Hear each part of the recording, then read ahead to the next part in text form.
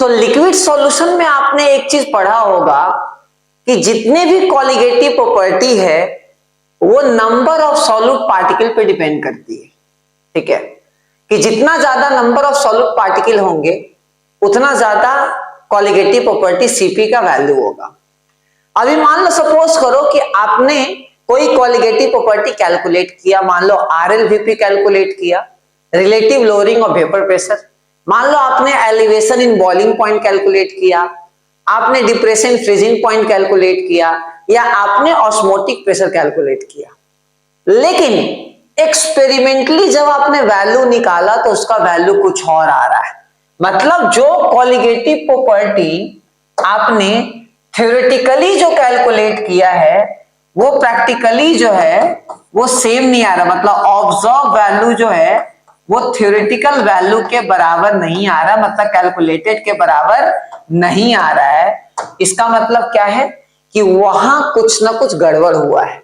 या तो ऐसा हो सकता है कि आपने सोचा कि ये एक पार्टिकल है, लेकिन सॉल्यूशन में जाती वो 2 पार्टिकल बन गया, 3 पार्टिकल बन गया, मतलब डिसोसिएट हो गया। ऐसा भी हो सकता है कि आपने 2 पार्टिकल फेंका और वो जाके सॉल्यूशन में दोनों मिलके 2 जिस्म एक जान बन गए, मतलब एक पार्टिकल बन गया।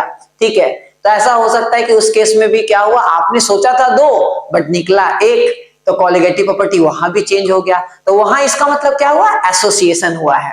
तो जहां भी एसोसिएशन या डिसोसिएशन होता है वहां ऑब्जर्व कॉलिगेटिव प्रॉपर्टी क्या आएगा, वो डिफरेंट आएगा then the theoretical colligative property से। ठीक है ना। अब इन दोनों का जो रेशियो है कि आपने जो ऑब्जर्व कॉलिगेटिव प्रॉपर्टी निकाला और जो थ्योरेटिकल कॉलिगेटिव प्रॉपर्टी निकाला, मतलब कैलकुलेटेड निकाला, इनका जो रेशियो है इसी को बोलते हैं वेन टॉप फैक्टर। क्या बोलते हैं, वेन टॉप फैक्टर। अगर ऑब्जर्व वाला वैल्यू बड़ा आएगा देन द कैलकुलेटेड तो आई का वैल्यू 1 से बड़ा आएगा, मतलब आपने जो सोचा था उससे ज्यादा नंबर ऑफ पार्टिकल सॉल्यूशन में पाया गया। तो इसका मतलब क्या है कि यहां डिसोसिएशन हुआ है। क्या हुआ है, डिसोसिएशन हुआ है। और अगर वेंटो फैक्टर लेस देन 1 कब आएगा, जब एसोसिएशन हुआ है, मतलब नंबर ऑफ पार्टिकल जो है वो घट गया है। तो इस टाइप से पूरा वेंटो फैक्टर का जो है वो तरीका होता है। अच्छा, तो वेंटो फैक्टर निकालेंगे कैसे सर, सिंपल सा, जो ऑब्जर्व वैल्यू आ रहा है डिवाइडेड बाई जो थ्योरेटिकली कैलकुलेट कर रहे हो उसको बोलेंगे वेंटो फैक्टर। अब यहां जो है निकालने के लिए बहुत सारा, तो पहला फॉर्मूला क्लियर है, ऑब्जर्व कॉलिगेटिव प्रॉपर्टी। सर बोला ऑस्मोटिक प्रेशर लिखा हुआ है, हाँ, तो कॉलिगेटिव प्रॉपर्टी कुछ भी हो सकता है। तो observe colligative property by normal colligative property. Observe को एबनॉर्मल भी बोलते हैं, ऑब्जर्व को एबनॉर्मल भी बोलते हैं और एक्सपेरिमेंटल भी बोलते हैं। ठीक है ना। उसके बाद सिंपल सा i final mole by initial mole भी हम लिख सकते हैं, या observe colligative property by normal colligative property. अच्छा, ये वाला पार्ट को मैं बाद में समझाऊंगा कि sir normal molecular weight by abnormal molecular weight, ये तो उल्टा लग रहा है। यस, जो वेंटो फैक्टर होता है वो मोलर मास का उल्टा होता है। इसको मैं आपको एग्जाम्पल के थ्रू समझाऊंगा थोड़ा देर बाद। उससे पहले जो मैं आपको बताने वाला हूं कि सर वेंटो फैक्टर डिसोसिएशन के लिए कैसे निकालेंगे, एसोसिएशन के लिए कैसे निकालेंगे। चलो, तो इसके लिए मैं काम करता हूं, यहां मेरे पास जगह है क्या, नई जगह है, तो मैं काम करता हूं, मैं व्हाइट बोर्ड पे चलता हूं। ठीक है, व्हाइट बोर्ड पे चलते हैं, कैसे पता करेंगे एसोसिएशन, कैसे पता करेंगे डिसोसिएशन। तो मान लो सपोज करो मेरे पास एन कोई कंपाउंड था, मतलब ए बहुत सारा था। ठीक है, दोनों के बीच में बॉन्ड ए, ठीक है ना, समझे। अब ये ब्रेक हो गया, मान लो बन गया एन, टोटली ब्रेक हो गया। तो पहले मान लो 1 मोल था, 0, 1 माइनस अल्फा, तो ये कितना हो जाएगा, एन अल्फा हो जाएगा। कैसे पता किए, अल्फा मतलब क्या होता है, degree of dissociation per unit के लिए, एक के लिए अल्फा था तो एन के लिए कितना होगा, एन अल्फा।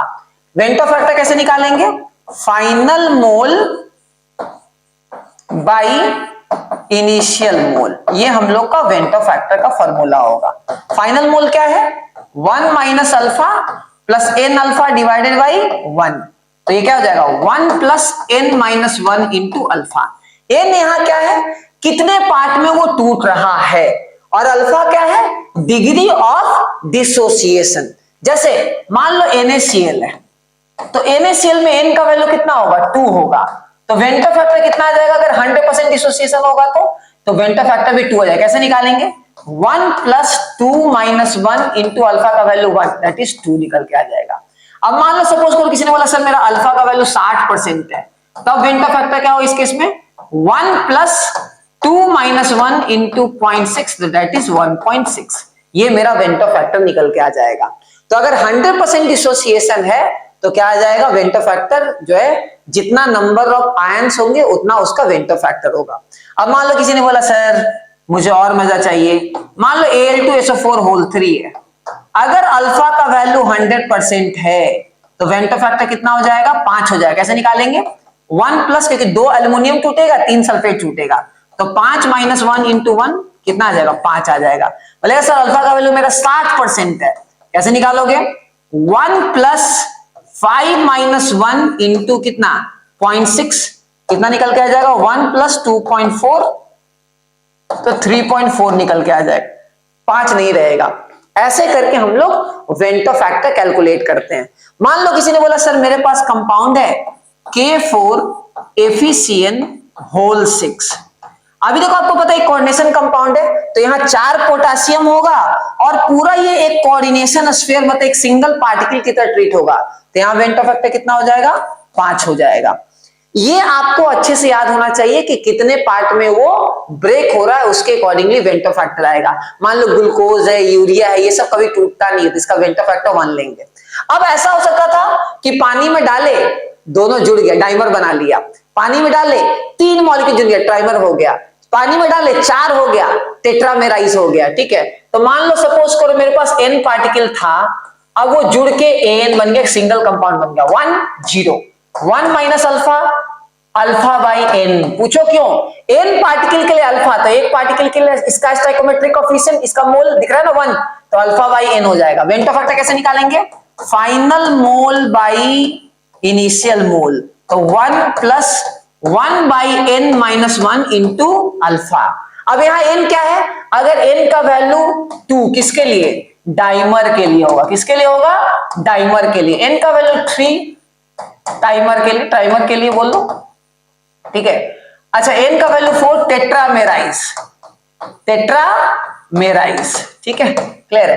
तो ये सिंपल सा चीज है कि कितने पार्ट में वो जुड़ रहा है, उसके अकॉर्डिंगली हम लोग पता करेंगे। जैसे मान लो एसिटिक एसिड है, तो एसिटिक एसिड इनऑर्गेनिक मतलब ऑर्गेनिक कंपाउंड में जाते ही, मान लो बेंजीन में जाते ही जो है वो क्या होता है? वो क्या होता है? सिंपल सा, वो एक टाइप का क्या बना लेगा? आपका डाइमर बना लेगा, ठीक है ना। तो इस केस में क्या होगा? 1 + 1/2 - 1 इंटू अल्फा, ठीक है ना, दैट इज 1, तो मेरा वेंटर फैक्टर आ जाएगा half.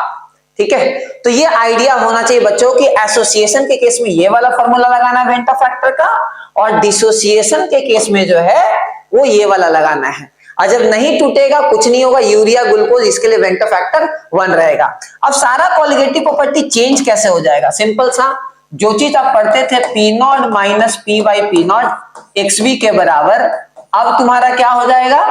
P0 - P/P0 I into XV के बराबर हो जाएगा। ठीक है, जो चीज पढ़ते थे delta TV = KB into M, तो उसी तरह क्या हो जाएगा? Delta TV = I into KB into M। जैसे पढ़ते थे delta TF = KF into M, तो यहां डेल्टा TF क्या हो जाएगा? I into KF into M।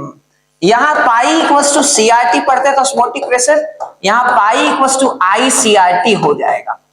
तो इस टाइप से करके सारा वैल्यू चेंज हो जाएगा। अब देखो I का वैल्यू 1 से छोटा होगा तो वैल्यू छोटा आएगा, I 1 से बड़ा होगा तो वैल्यू बड़ा आएगा। तो इस टाइप से करके हम लोग कैलकुलेट करते हैं। अब आप देखोगे कि relative lowering of vapour pressure directly proportional to van't Hoff factor, ठीक है, दिख रहा है। Elevation in boiling point directly proportional to van't Hoff factor. Freezing point van't Hoff factor के उल्टा होगा, ये बात लोगों को नहीं पता होता। क्यों? आप एक चीज समझो, डिप्रेशन है, ये क्या है? डिप्रेशन है। हाँ, वैल्यू ऑफ डिप्रेशन बोल सकते हो किसका ज्यादा होगा, इसका वेंटर फैक्टर ज्यादा है। लेकिन फ्रीजिंग पॉइंट अगर हम बोलेंगे तो फ्रीजिंग पॉइंट में उल्टा होता है, इनिशियल माइनस फाइनल होता है, तो ये बात ध्यान रखना। अच्छा, ऑस्मोटिक प्रेशर जितना ज्यादा वेंटर फैक्टर होगा उतना ज्यादा आपका क्या होगा? ऑस्मोटिक प्रेशर होगा। तो अगर आपको पूरा क्वेश्चन भी चाहिए कि सर इसमें ना 2-3 क्वेश्चन भी करवाओ, तो आप मुझे कमेंट बॉक्स में कमेंट करो कि सर इस पे 2-3 क्वेश्चन लेके आओ, 4-5 अच्छा क्वेश्चन लेके आओ जो तो मेंस में आता है, पूरा मोलारिटी मोलालिटी रिलेटेड, तो मैं अपलोड करूंगा video. Take care, bye bye.